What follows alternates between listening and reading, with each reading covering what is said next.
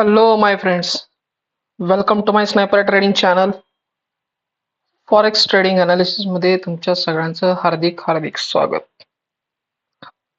बीटीसीचा chart open आहे आणि काल सांगितल्याप्रमाणे ह्या लेवल पासून जे अप मुवमेंट आली ती ह्या लेवल पर्यंत आली आणि हा 4 आवरचा हा जो काही सप्लाय झोन होता तिथूनच ही जी काय आली ती रिॲक्शन आलेली आहे. बिटकॉइन पण काय दिसतोय तुम्हाला? बिटकॉइनचा समजा तुम्ही प्रॉपरली ट्रेंड जर बघितला तर एक काल सांगितल्याप्रमाणे एक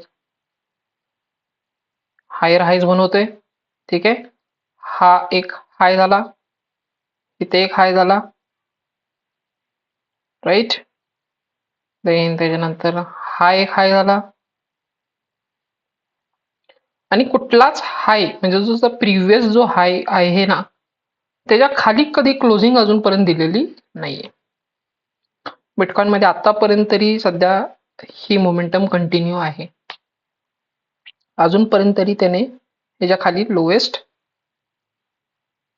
क्लोजिंग दिलेली नाहीये. आता इथे बघण्यासारखे हे एकच पॉइंट आहे की इथे जे सेलिंग आलेलं आहे ते जरा थोडंसं शार्प सेलिंग आलेलं आहे. सेलिंग आलेलं आहे, चांगलंच सेलिंग आलं आहे. आणि का? कारण ह्या लेवलला एक लिक्विडिटी तयार करते. आता बिटकॉइन काय करते, ह्या लेवलला एक लिक्विडिटी तयार करते.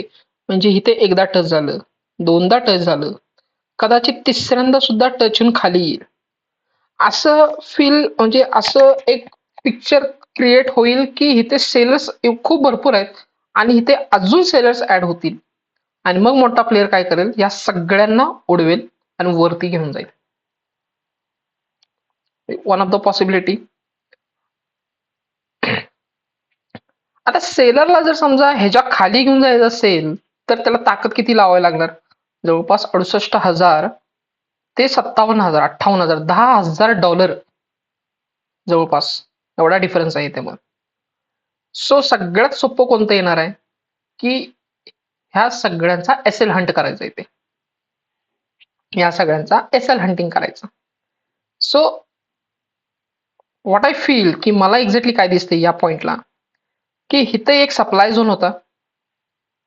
ठीक आहे, ह्या सप्लाय झोनचा टच केला, इथे टच झाला, डाऊन साइड आला, सेकंड पॉइंटला टच केला, परत डाऊन आला.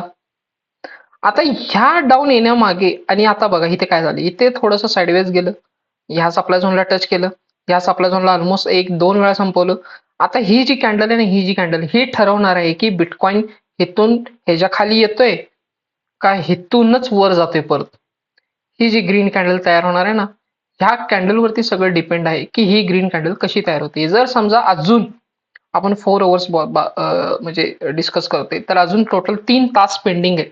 त्या 3 तासामध्ये आपल्याला हे जर समजा इंगल्फ कंप्लीट झाली, इथपर्यंत जरी इंगल्फ झाली ना ही कॅन्डल, तर समजून जावा की बिटकॉइन परत इथून अप साइड जाणार आहे आणि कदाचित इथून परत डाऊन साइड मोमेंटम करेल. म्हणजे सेलर्स ऍक्टिव्ह आहेत असं पिक्चर क्रिएट होईल आणि नंबर ऑफ सेलर्स परत रिटेलर्स इथे सेल करतील आणि सगळ्यांचा एसएल एकदाच हंट होईल. That is what I feel. But बिटकॉइनचं एक हायर टाइम फ्रेमचं स्ट्रक्चर मी काल पण एक्सप्लेन केलं होतं की बिटकॉइन मला एक्झॅक्टली काय दिसतं, एक शॉर्ट टर्म मोमेंटमसाठी एक सप्लाय झोन पर्यंत ह्या जाईल, कारण ऑलरेडी ब्रेकऑफ स्ट्रक्चर आलेला आहे. हा जो काही लो तयार झाला होता ह्याचा सुद्धा एक लो तयार झालेला आहे आणि याच्या खाली क्लोजिंग पण झालेलं आहे. त्यामुळे हा म्हणजे हा जो पार्ट आहे ना हा खरंच खूप स्ट्रॉंग आहे. हे बघा इथे पण एक ब्रेकअप स्ट्रक्चर झालं होतं, ह्याच्या खाली क्लोजिंग गेली होती बरोबर, ह्या कॅन्डलने केली होती. त्याच्यानंतर एक रिव्हर्सल आला होता, रिव्हर्सल येऊन ह्या सप्लाय झोनला टच केला, ह्या सप्लाय झोनला टच करून परत डाऊन साइड आला, राईट. आता परत काय करतोय, परत थोडासा रिव्हर्स होते. कधी पण मार्केट कसं मूव्ह करतं, as you know right, as you know की मार्केट कधी पण कसं मूव्ह करतं एक झिगझॅग फॉर्मॅटमध्ये मूव्ह करतोय, राईट. एक झिगझॅग फॉर्मॅटमध्ये मूव्ह करतं. म्हणजे जर समजा त्याला खाली यायचं असेल तर तो कसं करणार, असं थोडा वर जाणार, परत डाऊन येणार, परत थोडा वर जाणार, परत डाऊन येणार, परत थोडासा वर जाणार, परत डाऊन येणार. आणि जेव्हा मार्केट एका त्याच्या डिमांड झोन मध्ये येतो, त्याच्या बेस लेवलला येतो, ठीक आहे, तर तो कसा करतो एक्झॅक्टली, थोडासा अप जाईल, डाऊन येईल, थोडासा अप येईल, डाऊन येईल, लिक्विडिटी घेईल, अप येईल, एक साइडवेज जाऊन एक ब्रेकआउट देईल त्या झोनचा, परत डाऊन येईल त्याच्या लेवलला आणि मग इथून परत तो काय करेल, त्याची मोमेंटम कंटिन्यू करेल. सो दिस इज हाऊ एखादा स्टॉक मूव्ह करतो. सो हे फॉरेक्स मध्ये पण सुद्धा सेमच आहे, असं काही डिफरन्स असं काही नाहीये त्याच्यामध्ये. Okay, so let see bitcoin मध्ये काय होते. गोल्ड काल सांगितल्याप्रमाणेच थोडासा अप जाणार होता, तर अप तर गेलेलाच आहे. गोल्ड मध्ये बघा, हा जो डिमांड झोन आहे, ह्या डिमांड झोनची रिएक्शन आली, ह्या डिमांड झोन मधनं इथं अप गेलं, अजून एक बेस कॅन्डल तयार झालेले, आणि गोल्ड आता असं दिसतंय मला की एक शॉर्ट टर्म साठी म्हणजे सेम मला ज्या पद्धतीचं याच्यामध्ये दिसत होतं बिटकॉइन मध्ये, सेम मला इथे सुद्धा त्याच पद्धतीचं थोडंस स्ट्रक्चर असं दिसतंय की ह्या लेवलला थोडे बायर्स ऍड झालेले आहेत, तिथं बायर्स इंटरेस्टेड आहे तिथं मला असं दिसतंय. कारण इथे बघा ना, ही कॅन्डल आली विकली, जर बघा विकली बघितली आपण, ही कॅन्डल आली फर्स्ट या डिमांड झोन मध्ये, पहिल्यांदा ही कॅन्डल आली, ही कॅन्डल आल्यानंतर हे तर बाईंग जोरात झालं, जवळपास ह्या वीक मध्ये कम्प्लीट म्हणजे जबरदस्त बाईंग झालं. 4100 ते 4500 ह्या लेवल पर्यंत बाईंग झालं. देन त्याच्यानंतर परत डाऊनसाइड आहे. आता इथे काय दिसतंय की ह्या रेड कॅन्डल नंतरची डाऊनसाइड मोमेंटम येते किती स्लो चालू आहे बघा. प्रत्येक पॉइंटला बायर्स ऍड झालं, प्रत्येक पॉइंटला बायर्स ऍड झालं, प्रत्येक वीक मध्ये बाईंग चांगलं झालंय. ह्या वीक मध्ये पण बाईंग चांगलं झालं, आणि ह्या लेवलची लिक्विडिटी ह्या कॅन्डलने घेतली, परत ह्या लेवलची लिक्विडिटी ह्याने घेतली, ह्याची लिक्विडिटी ह्याने घेतली, आणि ही जी ग्रीन कॅन्डल झाली ती खरंच खूप चांगली झाली. इथे शूटिंग स्टार एक तयार झालेली आहे. इथे आता बेसला शूटिंग स्टार तयार होते म्हणजेच काय आहे, इथे फुल बनवायचं काम चालू आहे.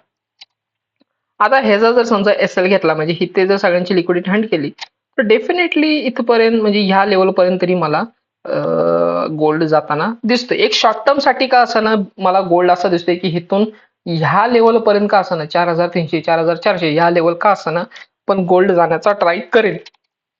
ठीक आहे, आणि त्याचं रिझन पण आहे, कारण ऑलरेडी युएस आणि इराणमध्ये सध्या अजून कॉन्फ्लिक्ट थोडेसे चालू आहेत. त्याच्यानंतर इस्रायल तर काही शांत बसत नाही.